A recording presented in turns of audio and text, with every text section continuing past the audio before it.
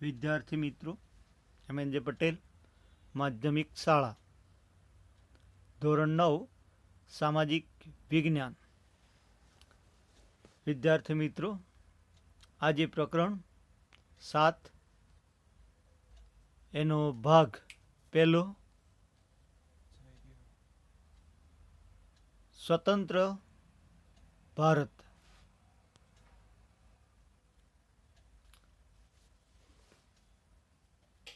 ભારતમાં અંગ્રેજ વિરુદ્ધ કેટલીક ચળવળો શરૂ થઈ, જેમાં ખાસ કરીને હિન્દ છોડો આંદોલન 1942, ત્યાર પછી મુંબઈમાં નૌકા દળનો બળવો અને આઝાદ હિન્દ ફૌજની લડત. આ બધી પ્રક્રિયાથી અંગ્રેજ સરકારને ખાતરી થઈ ગઈ કે હવે ભારતમાં લાંબો સમય સુધી શાસન કરવું અશક્ય છે. એના કારણે ભારતને સુધારો આપવા માટે ઇંગ્લેન્ડ પાર્લામેન્ટે હિન્દ સ્વતંત્ર ધારો પસાર કર્યો જુલાઈ 1947માં. આ ધારા અન્વયે ભારતની અંદર 2 ભાગ પડ્યા. એક છે પાકિસ્તાન અને બીજું ભારત. ભારત જ્યારે આ સ્વતંત્ર થાય છે તે સમયે ભારત સમક્ષ મુખ્ય 2 પ્રશ્નો ઉદ્ભવ્યા હતા. પહેલો પ્રશ્ન છે ભારતના અનુરૂપ એવું બંધારણ ઘડવું, અને બીજું દેશી રાજ્યનું એકીકરણનો પ્રશ્ન, તેમજ ભારતમાંથી બ્રિટિશ તાજના સાર્વભૌમ સત્તાનો અંત આણવાનો હતો. આ 2 મુખ્ય સમસ્યાઓ હતી. એમાંથી પહેલી સમસ્યા જે દેશી રાજ્યનું એકીકરણ, કારણ કે એ સમયે ભારતની અંદર 562 દેશી રજવાડાઓ હતા. કેટલાક મોટા હતા તો કેટલાક ઘણા નાના હતા. એ દેશી રાજ્યો જો ભારત સંઘમાં ન જોડાય તો ભારતનું અસ્તિત્વ ન રહે.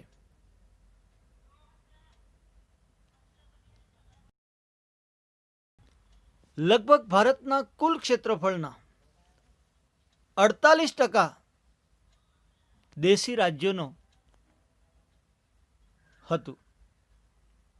બરાબર, એટલી જમીન કુલ વિસ્તારની, જે ભારતની કુલ વસ્તીના લગભગ 20% જનસંખ્યા છે, એ દેશી રાજ્યોમાં રહેતા હતા. એટલે એ દેશી રાજ્યોનું એકીકરણનો પ્રશ્ન મોટો હતો. એ જવાબદારી એ સમયના ગૃહમંત્રી અને હિન્દી વજીર એ 2ને સોંપવામાં આવી. ગૃહમંત્રી એ સરદાર વલ્લભભાઈ પટેલ હતા અને હિન્દી વજીર તરીકે વીપી મેનન કામ કરતા હતા. એટલે આ જે 2 પ્રશ્નો છે એ 2 પ્રશ્નોને, એટલે કે દેશી રાજ્યનો એકીકરણનો પ્રશ્ન એમને સોંપવામાં આવે છે. તો હવે આપણો પ્રશ્ન રહે છે, એ પ્રશ્ન પહેલા સમજે કે દેશી રાજ્યોના એકીકરણમાં વલ્લભભાઈ પટેલના ફાળાનું વર્ણન કરો, અથવા દેશી રાજ્યોના એકીકરણમાં વલ્લભભાઈ પટેલે કયો મહત્વનો ફાળો આપ્યો હતો. આવો પ્રશ્ન જ્યારે આવે ત્યારે આ 3 કે 4 ગુણના પ્રશ્નોમાં પ્રશ્ન પૂછાય છે, એટલે સમજવાની જરૂરિયાત છે. બરાબર, અખંડ ભારતની રચના કરવા માટે આ દેશી રાજ્યનું એકીકરણ ખૂબ મહત્વનું ગણાય છે. તો આ ભારતમાં આઝાદ થયો એ સમયે 562 દેશી રાજ્યો, જે કુલ વિસ્તારના ક્ષેત્રફળના 48% ભાગ છે, એટલે કે કુલ ક્ષેત્રફળ ધરાવતા હતા અને તેમાં એની જનસંખ્યાનું પ્રમાણ કુલ વસ્તીના 20% જનસંખ્યા એ દેશી રાજ્યોમાં રહેતા હતા. એમાં કાશ્મીર, હૈદરાબાદ અને મૈસૂર એ મોટા રાજ્ય હતા, જ્યારે બાકીના ઘણા નાના હતા, અથવા તો કેટલાક રાજ્યો તો એક ગામ જેવા નાના પણ હતા. કદ ઘણા નાના છે. તો આ રાજ્યો જે છે, બરાબર, એનું એકીકરણ કરવામાં મહત્વનો ફાળો આપ્યો છે. તો કાશ્મીર, હૈદરાબાદ અને મૈસૂર આ મોટા રાજ્યો, બરાબર, જ્યારે બાકીના બધા છે એ નાના હતા. બધા દેશી રાજ્યોના રાજાઓ તેમજ નવાબોને ભારત સંઘમાં જોડી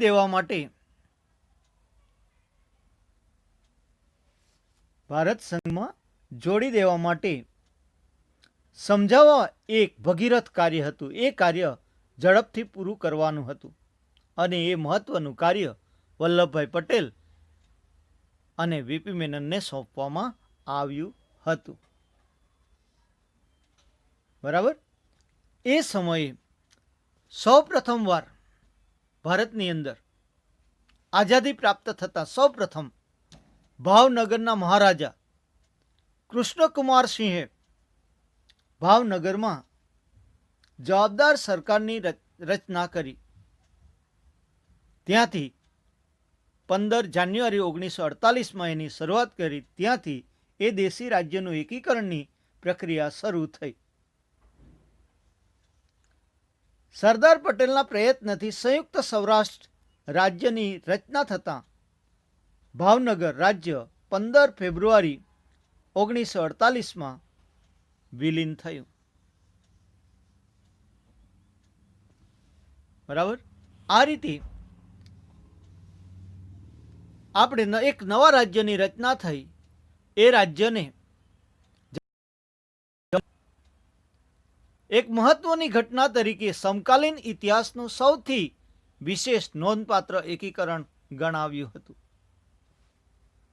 આ પ્રક્રિયા પછી ભારતમાં સરદાર પટેલ અને સચિવ વીપી મેનનની મદદથી તેમણે દેશી રાજ્યો માટે એક જોડાણ ખતપત્ર અને જૈસે થે કરારનો મુસદ્દો તૈયાર કરવામાં આવ્યો. બરાબર. કયા કરાર છે? જવાબદાર, એ જોડાણ ખતપત્ર અને જૈસે થે કરારનો મુસદ્દો, એટલે કે વિભાગ શરૂ કર્યા. 2 મુદ્દાઓ. સરદાર પટેલની વ્યવહારુ બુદ્ધિથી લગભગ બધા દેશી રાજ્યોની ભારતમાં વિલીનીકરણની પ્રક્રિયા શરૂ કરી. સરદાર પટેલે દેશી રાજ્યોને અપીલ કરી કે તેમના શાસન હેઠળની પ્રજા અને ભારતીય સંઘના હિતમાં તેઓ પોતાના રાજ્યનો સ્વેચ્છાએ ત્યાગ કરે અને એક મજબૂત, અખંડ અને સમૃદ્ધ ભારતનો પાયો નાખવામાં પોતાનો સહકાર આપે એવી વિનંતી દરેક રાજાઓને કરી. એ માટે જરૂર જણાય તો રાજાઓને વલ્લભભાઈ પટેલ મળ્યા, વાટાઘાટો કરી અને સમજાવ્યા હતા. આ સાથે એમણે એ પણ વાત કરી હતી કે સરકાર વતી રાજાઓને તેમના સાલિયાણા દરજ્જો, હક્કો અને હિતોના રક્ષણની ખાતરી આપી હતી. એટલે કે તમને જે હાલમાં જે તમે સ્વતંત્ર છે એ સમયે તમને જે વસ્તુઓ મળે છે એ બધી જ વસ્તુઓ તમને મળવાપાત્ર હશે એવું કહ્યું. બરાબર. સાલિયાણાનો અર્થ થાય છે કે અમુક વર્ષ દરમિયાનની આવક કેટલી છે જે એમને મળશે. આ ઉપરાંત તમારો જે દરજ્જો, જે તમારું સ્થાન છે, એ તમારા જે હક્કો છે એ પણ તમને મળશે અને તમારા હિતનું રક્ષણ કરવામાં આવશે. તમારું રક્ષણની જવાબદારી પણ અમારી રહેશે એવું એમણે ખાતરી આપી. સરદાર વલ્લભભાઈ પટેલે રજૂ કરેલા મુસદ્દાથી મોટાભાગના રાજાઓ સંતુષ્ટ થયા અને તેઓએ ભારત સંઘમાં જોડાવા માટે તત્પર બન્યા. આથી જમ્મુ કાશ્મીર, જૂનાગઢ, હૈદરાબાદના શાસકો સિવાયના બધા જ એટલે કે 559 રાજાઓએ 15 ઓગસ્ટ 1947 15 ઓગસ્ટ 1947 સુધીમાં ભારત સંઘમાં જોડાઈ જવા માટે જોડાયા. બરાબર. અને એ માટે ભારત સંઘનું જે આવેદનપત્ર હતું, જોડાણ ખતપત્ર, બરાબર,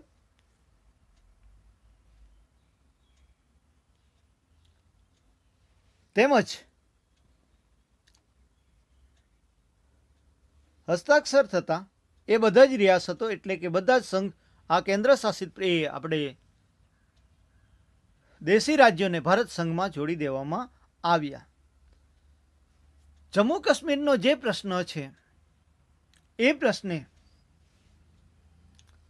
જુનાગઢ હૈદરાબાદના શાસકોના પ્રશ્નો પણ ઉકેલવા માટે અલગ અલગ પ્રક્રિયા હાથ ધરવામાં આવી.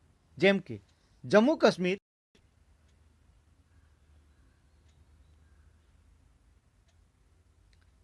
એટલે કે તમને આપવામાં આવે છે કે જુનાગઢનો જે નવાબ છે એના સામે લશ્કરી કાર્યવાહી હાથ ધરવામાં આવી અને પ્રજાના પ્રબળ ઈચ્છાશક્તિ વડે જુનાગઢને ભારત સંઘ સાથે જોડી દેવામાં આવ્યું. ઈચ્છાશક્તિ એટલે મતદાન પદ્ધતિથી, બરાબર, એમનું લોકોનું મતદાન કરવામાં આવ્યું અને મતદાનમાં જે બહુમતી મળી એના આધારે એને ભારત સંઘમાં જોડી દેવામાં આવ્યું. જ્યારે હૈદરાબાદ છે એના નિઝામ સામે પોલીસ પગલું ભરીને એને ભારત સંઘ સાથે જોડી દેવામાં આવ્યું. બરાબર. જ્યારે જમ્મુ કાશ્મીર છે એના પર આક્રમણ કર્યું એ સમયે કાશ્મીરનું રક્ષણ કરવા ભારત સરકારની મદદ મેળવવા માટે રાજા હરીસિંહે તાત્કાલિક જોડાણ ખતપત્ર ઉપર સહી કરતા એને પણ ભારત સંઘમાં જોડી દેવામાં આવ્યું. આ રીતે આ પ્રશ્નો હલ કરવામાં આવ્યા. એ રીતે બધા જ દેશી રાજ્યોને ભારત સંઘ સાથે જોડીને એક વિશાળ અખંડ ભારતની રચના કરવામાં વલ્લભભાઈ પટેલનો ફાળો મહત્વનો રહ્યો છે. એટલે એ તમને જણાવવામાં આવે છે. બરાબર. તો આ રીતનો આ પહેલો પ્રશ્ન હતો. બીજો પ્રશ્ન જે આપણે લઈએ છીએ હૈદરાબાદ. તો હૈદરાબાદ એ દક્ષિણ ભારતમાં આવેલ હૈદરાબાદ રાજ્યના તે સમયે છે. બરાબર. દક્ષિણ પૂર્વમાં આવે છે અને ત્યાં નવાબ નિઝામ છે અને એ નિઝામ કરતા હતા કયા હૈદરાબાદ. એટલે ભારત સંઘથી સ્વતંત્ર રહેવા નિઝામ ભારત સંઘમાં કે પાકિસ્તાન સંઘમાં એ જોડાવા ઈચ્છતો ન હતો અને સ્વતંત્ર રહેવા માટે ઈચ્છાશક્તિ જાહેર કરી હતી. એટલે ભારત એ સરદાર પટેલે નિઝામને સમજાવવા તેની સાથે વાટાઘાટો શરૂ કરે છે. બરાબર. સ્વતંત્ર રીતે રાજ્ય તરીકે ટકી શકશે એટલે વલ્લભભાઈ પટેલે સ્પષ્ટ એને જણાવ્યું, બરાબર, વાટાઘાટો અને સ્પષ્ટ જણાવ્યું કે હૈદરાબાદના લોકો ભારત સંઘ એટલે એમણે સ્પષ્ટ તમને દર્શાવી દઉં કે હૈદરાબાદ છે એ ભૌગોલિક કારણસર ભારત સંઘ સાથે કે પાકિસ્તાન સાથે જોડાઈ શકશે નહીં. એનો ઉત્તર આપતા કહે છે કે હૈદરાબાદ એ ભારતના મધ્ય ભાગમાં છે અને ચારે તરફ ભારતના પ્રદેશો આવેલા છે અને તેના કારણે એ સ્વતંત્ર રીતે ટકી શકશે નહીં એવું એમણે વાટાઘાટો દરમિયાન કોણે વલ્લભભાઈ પટેલે હૈદરાબાદના નિઝામ છે એને જાણકારી આપી. ત્યારે નિઝામે એવું કહ્યું કે ભાગલા પડશે તો હું ભૌગોલિક કારણસર તે પાકિસ્તાન સાથે અને વૈચારિક કારણસર ભારત સંઘમાં નહીં જોડાઈ શકે. આના કારણે સ્વતંત્ર રહેવાનું પસંદ કરશે. આથી ફરી નિઝામને સમજાવવા માટે વાટાઘાટો શરૂ કરે છે, ચર્ચાઓ કરે છે. બરાબર. નિઝામ વતી વાટાઘાટો કરનાર ને સરદાર પટેલે સ્પષ્ટ શબ્દોમાં જણાવ્યું હતું કે હૈદરાબાદની જનતા લોકો ભારતીય સંઘમાં ભળે તેમજ સૌનું હિત છે એવું સ્પષ્ટ જણાવ્યું અને તેના કારણે નિઝામના અધિકારી અને સેનાએ પ્રજા પર અત્યાચાર જુલમ કરવાનું ચાલુ કર્યું. આ સ્થિતિ અસહ્ય બનતા પરિસ્થિતિથી તંગ આવીને ભારત સરકારે પોલીસ પગલું ભરીને હૈદરાબાદને ભારતીય સંઘ સાથે જોડી દીધું. 18 સપ્ટેમ્બર 1948 નિઝામે શરણાગતિ સ્વીકારી અને નિઝામને તેમના હિતોને રક્ષણની બાંયધરી આપી.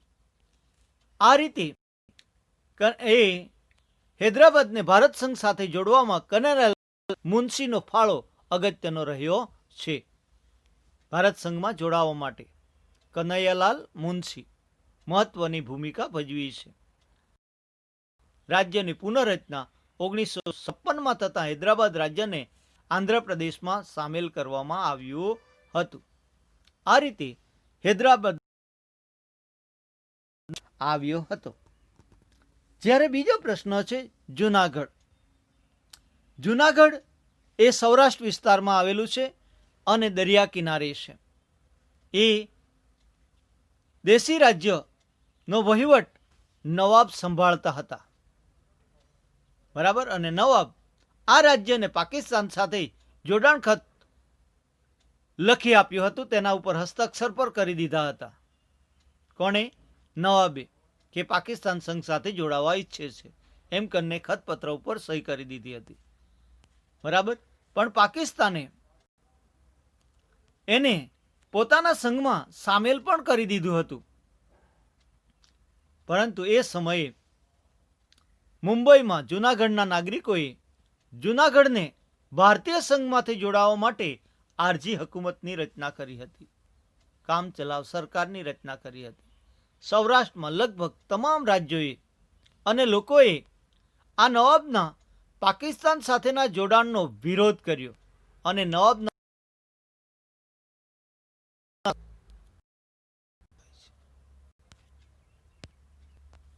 નવાબના જે શાસકો છે એ શાસકોએ જૂનાગઢ રાજ્યની રૈયતને ત્રાસ આપવા માંડ્યો. એટલે કે ત્યાં આગળ નવાબના જે અધિકારીઓ હતા એ અધિકારીઓએ પ્રજા ઉપર ત્રાસ આપવાનો શરૂ કર્યું. આ સમયે માંગરોળ અને માણાવદરના લોકોએ ભારતમાં જોડાવાની ઈચ્છા જાહેર કરતા તેના રક્ષણ માટે ગોઠવાયેલા નૌકાદળે જૂનાગઢને ફરતે ઘેરો ઘાલ્યો. ચારે બાજુથી ઘેરી લીધું અને જૂનાગઢના નવાબ સમય પારખીને પાકિસ્તાન ચાલ્યા ગયા અને ભારતે ત્યાર પછી જૂનાગઢને કબજો લીધો 9 નવેમ્બર 1947માં. એ પછી લોકમત કેળવવામાં આવ્યો, જેમાં પ્રચંડ બહુમતીથી ભારતમાં ભળવાની તરફેણ કરતો પોતાનો મત જૂનાગઢના નાગરિકોની પ્રચંડ ઈચ્છા શક્તિ દ્વારા જૂનાગઢને ભારતીય સંઘ સાથે જોડી દેવામાં આવ્યું. આ રીતે જૂનાગઢનો પ્રશ્ન છે એને હલ કરવામાં આવ્યો હતો. ત્યાર પછી આવે છે કાશ્મીરનો પ્રશ્ન. કાશ્મીર છે એ ઉત્તર ભારતમાં આવે. એ કાશ્મીરમાં તેનું સંચાલન મહારાજા હરિસિંહ ડોગરા કરતા હતા. એમણે ભારત આઝાદ થયો તે સમયે ભારતના જોડાણ ખતપત્રો ઉપર સહી કરી ન હતી અને એ સ્વતંત્ર રહેવા માંગતો હતો. આથી જમ્મુ કાશ્મીર ઉપર એ સમયે આ પાકિસ્તાને એના ઉપર આક્રમણ કર્યું. આક્રમણ, અત્યાચાર અને લૂંટપાટ થતા હરિસિંહ તેની સામે ટકી શકે એમ ન હતા અને તેના કારણે ભારતની મદદ માંગી, લશ્કરી મદદ માંગે છે. ભારતે સ્પષ્ટ શબ્દમાં કહ્યું કે અમે તમને મદદ કરી શકીએ એમ નથી, કારણ કે જ્યાં સુધી ભારતના આવેદનપત્ર ઉપર સહી ન થાય ત્યાં સુધી અમે કોઈ પણ પ્રકારની મદદ કરી શકીએ એમ નથી, એવું સ્પષ્ટ જણાવ્યું. એના કારણે હરિસિંહે ભારતના જોડાણ ખતપત્ર ઉપર સહી કરી. બરાબર. અને ભારતે તાત્કાલિક પાકિસ્તાન વિરુદ્ધ બરાબર લશ્કર મોકલ્યું અને એ દરમિયાન પાકિસ્તાને કાશ્મીરના લગભગ ત્રીજો ભાગ ઉપર પોતાનો અંકુશ ધરાવી લીધો હતો, કબજો મેળવ્યો હતો. ભારતે પાકિસ્તાન વિરુદ્ધ સંયુક્ત રાષ્ટ્રની સલામતીમાં ફરિયાદ નોંધાવી સલામતી સમિતિએ યુદ્ધ વિરામ કરવાનું જણાવ્યું. જો આ પ્રશ્ન એ સમયના ચલાવ સરકારના વડા, ભારતના વડાપ્રધાન જવાહરલાલ નહેરુ આ પ્રશ્ન પાકિસ્તાન એ સંયુક્ત રાષ્ટ્ર સંઘમાં ન લઈ ગયા હોત તો એનું એ સમયે જ ભારત સંઘમાં જોડાણ થઈ ગયું હોત. પરંતુ એ પ્રશ્ન સંયુક્ત રાષ્ટ્રમાં જતા આજ સુધી અટકેલો છે, કારણ કે એનું તરફેણ કરી શક્યું નહીં. કારણ કે એમાં એક મહત્વની બાબત એ હતી કે જમ્મુ કાશ્મીરના પ્રશ્ને અમેરિકા પાકિસ્તાનનું તરફેણ કરતું હતું અને એના કારણે જ ભારત સંઘમાં આજ નહીં, કારણ કે એનું પક્ષપાતી વલણ હતું. બરાબર. તો આજે આ જમ્મુ કાશ્મીર ઉપર આ જે ત્રીજો ભાગ છે એના ઉપર પાકિસ્તાનનો અંકુશ છે, જ્યારે બાકીના પ્રદેશ ઉપર કાયદેસર રીતે ભારત નિર્વિવાદ છે. પાકિસ્તાન વચ્ચેના સંબંધો આજે પણ કાશ્મીરના પ્રશ્નો. આમ 1948ના અંત પહેલા ભારતમાં રાજકીય એકતા સિદ્ધ થઈ થતા ઐતિહાસિક એવી અહિંસક ક્રાંતિઓ સર્જાઈ હતી. આ રીતે ભારત છે એ ભારતના પ્રશ્નો છે એને હલ કરવામાં આવ્યા છે, તે તમને દર્શાવવામાં આવે છે. બરાબર. સ્પષ્ટ બાબત આપણે જોઈ છે એટલે તે તમને દર્શાવવામાં આવે છે. હવે આપણો જે પ્રશ્ન છે, આ 3 પ્રશ્ન જોયા. જો હૈદરાબાદ એ 3 ગુણના પ્રશ્નમાં પ્રશ્ન પૂછાય, જૂનાગઢનો પ્રશ્ન પણ પૂછી શકાય અને કાશ્મીરનો પ્રશ્ન પણ, અને 2 ગુણમાં પણ પૂછાય છે. બરાબર. તો પહેલો પ્રશ્ન આપણે જોયો દેશી રાજ્યનું એકીકરણ, બીજો પ્રશ્ન હૈદરાબાદનો પ્રશ્ન, ત્રીજો પ્રશ્ન જૂનાગઢનો પ્રશ્ન અને ચોથો જમ્મુ કાશ્મીરનો પ્રશ્ન. આ રીતે આ 4 પ્રશ્નો જોવાયા છે. હવે નો પ્રશ્ન છે તે ફ્રેન્ચ અને પોર્ટુગીઝ હસ્તકના સંસ્થાઓ છે. એમાં આપણે લઈએ છીએ પોર્ટુગીઝ હસ્તક છે એના વિશે વાત કરીએ. એટલે એની હેઠળ પોર્ટુગલ ના પ્રદેશના જે વતનીઓ છે, પોર્ટુગીઝ પ્રજા છે, એણે ભારતની અંદર લગભગ સૌપ્રથમ એ આવી ભારતમાં અને વેપાર શરૂ કર્યો હતો. આ પોર્ટુગીઝની પ્રજા દ્વારા લગભગ ગોવા છે એને વડુમથક બનાવ્યું અને ત્યાર પછી ભારતના કેટલાક ભાગો ઉપર એમના વેપારી મથકો હતા, જેમાં દીવ, દમણ, ગોવા અને દાદરા નગર હવેલી આ એના મુખ્ય પ્રદેશો હતા. ત્યાં આગળ ભારત 1950માં 26 જાન્યુઆરી 1950માં આઝાદ થયું, પ્રજાસત્તાક બન્યો, તેમ છતાં એના ઉપર આ પોર્ટુગીઝનો આધિપત્ય ભારત ઉપર રહ્યું હતું. એટલે તે તમને દર્શાવવામાં આવે છે. બરાબર. એટલે 1950માં ભારત સંઘ બધું જ જોડાણ ભારત સંઘ સાથે થઈ ચૂક્યું હતું, છતાં પણ આ પ્રદેશ ઉપર પોર્ટુગીઝનું આધિપત્ય રહ્યું હતું તેનો ખ્યાલ આપે છે. એટલે કે પોર્ટુગીઝના તાબા હેઠળ હતા. એટલે આ પ્રદેશો ભારત સંઘ સાથે જોડાય એ માટે વાટાઘાટો શરૂ કરવામાં આવે છે. ગોવા એમનું વડુમથક છે, દીવ, દમણ અને એ પોર્ટુગીઝના સ્થાનો હતા. હવે એ સમય દરમિયાન આપણે લઈએ છીએ કે ભારત સરકાર છે એ પોર્ટુગીઝ સાથે વાટાઘાટો અને ચર્ચાઓ કરે છે અને ભારતને આ પ્રદેશો સોંપી દેવા માટે સમજાવટનો કરવાનો પ્રયત્ન કર્યો, પરંતુ તેનું કોઈ પરિણામ આવ્યું ન હતું. એટલે આ ગોવાને ભારતીય સંઘમાં જોડી દેવા લોકોએ ઉગ્ર આંદોલન શરૂ કર્યા. લોકોએ મોટા પાયા ઉપર સત્યાગ્રહ કર્યા અને ત્રિરંગો ધ્વજ ફરકાવવા બદલ પોર્ટુગીઝ સરકારે સેંકડો સત્યાગ્રહીની ધરપકડ કરી હતી. 15 ઓગસ્ટ 1955ના રોજ લોકોએ ગોવા મુક્તિ આંદોલન કરી ગોવા, દીવ અને દમણના પ્રવેશવાનો પ્રયત્ન કર્યો, પણ પોર્ટુગીઝ સત્તાવાળાઓ સાથેની અથડામણમાં અનેક સત્યાગ્રહીઓ શહીદ થઈ ગયા. લગભગ એ સમયે 200 જેટલા સત્યાગ્રહીઓ શહીદ થયા હતા અથડામણમાં બંને ભાગ.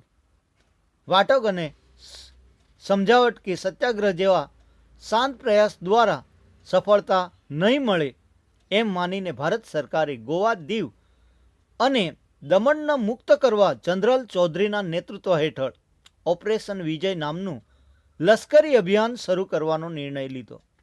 18 ડિસેમ્બર 1961ના રોજ લશ્કરી અભિયાન શરૂ કર્યું અને ભારતના લશ્કરી દળોએ ગોવા, દીવ અને દમણમાં પ્રવેશ કર્યો. 19મી ડિસેમ્બરે રાત્રે ગોવાના પોર્ટુગીઝ જનરલ ડિસલ્વાએ શરણાગતિ સ્વીકારી અને એ સાથે જ દીવ અને દમણમાં પોર્ટુગીઝ શાસનનો અંત આવ્યો. ત્રણેય સંસ્થાનોમાં ભારતનો રાષ્ટ્રધ્વજ ફરકાવવામાં આવ્યો. આ રીતે આ ભારત સંઘ સાથે જોડી દેવામાં આવે છે. બરાબર. હવે આ જ પ્રશ્ન બીજી રીતે પૂછાય છે અને તે પણ ખૂબ અગત્યનો છે. એટલે પ્રશ્ન આ રીતે પૂછી શકાય એટલે આપણે ખાસ ખ્યાલ રાખવાનો રહેશે. બરાબર. તો એમાં તમને જે આપે છે આ ઓપરેશન વિજય એટલે શું, તે શા માટે કરવામાં આવ્યું હતું. આ રીતે પ્રશ્ન આવે ત્યારે આપણે એ પ્રશ્નને આ જ રીતે આજે તમને જવાબ મળ્યો હતો એ જવાબ ફરીથી લખવાનો રહે કે ઈસવીસન 1950માં ભારત સાર્વભૌમ પ્રજાસત્તાક રાષ્ટ્ર બન્યું. એ સમયે ગોવા, દીવ અને દમણ પોર્ટુગીઝના સંસ્થાનો હતા. આ સાથે દાદરાનગર હવેલી પણ. બરાબર. એના ઉપર કોનું? પોર્ટુગીઝનું શાસન હતું, સંસ્થા હતી. આ સંસ્થાનો ભારતને સુપ્રત કરવા ભારત સરકારે સમજાવટ અને વાટાઘાટો દ્વારા બહુ પ્રયત્ન કર્યા, પરંતુ કોઈ પરિણામ આવ્યું ન હતું. ગોવાને ભારતમાં જોડી દેવા લોકોએ ઉગ્ર આંદોલન શરૂ કર્યું. 18 જૂન 1954ના રોજ લોકોએ મોટા પાયા પર સત્યાગ્રહ કર્યો અને એ અથડામણમાં ઘણા લોકો મૃત્યુ પણ પામ્યા હતા. બરાબર. 15મી ઓગસ્ટ 1955ના રોજ હજારો લોકોએ ગોવા મુક્તિ આંદોલન કરી ગોવા, દીવ અને દમણમાં પ્રવેશ કરવાનો પ્રયત્ન કર્યો. આ પોર્ટુગીઝ સત્તાવાળાઓ સાથેની અથડામણમાં અસંખ્ય સત્યાગ્રહીઓ મૃત્યુ પામ્યા, શહીદ થયા. પોર્ટુગીઝ સત્તાવાળાઓના અત્યાચારો વધી ગયા એટલે ગોવામાં સ્ફોટક પરિસ્થિતિ સર્જાઈ જાય. વાટાઘાટો, સમજાવટ અને સત્યાગ્રહ જેવા શાંત પ્રયાસોને સફળતા નહીં મળી એમ લાગતા ભારત સરકારે ગોવાને મુક્ત કરવા માટે જનરલ ચૌધરીના આગેવાની હેઠળ ઓપરેશન વિજય હાથ ધરવામાં આવ્યું. બરાબર. એટલે એ રીતે તમને દર્શાવવામાં આવે છે. તો ઓપરેશન વિજય એટલે શું? તો ઓપરેશન વિજય એટલે ભારત સરકારે ગોવાને પોર્ટુગીઝ સરકારના અંકુશથી મુક્ત કરવા શરૂ કરેલું લશ્કરી અભિયાનને ઓપરેશન વિજય તરીકે ઓળખવામાં આવે છે. તો આ રીતે આ પ્રશ્નો છે એને હલ કરવામાં આવ્યો છે એટલે તે બાબત તમને દર્શાવવામાં આવી છે. બરાબર. તો આટલી વિગત આપણે આ વિભાગ 1માં લઈએ છીએ. અસ્તુ.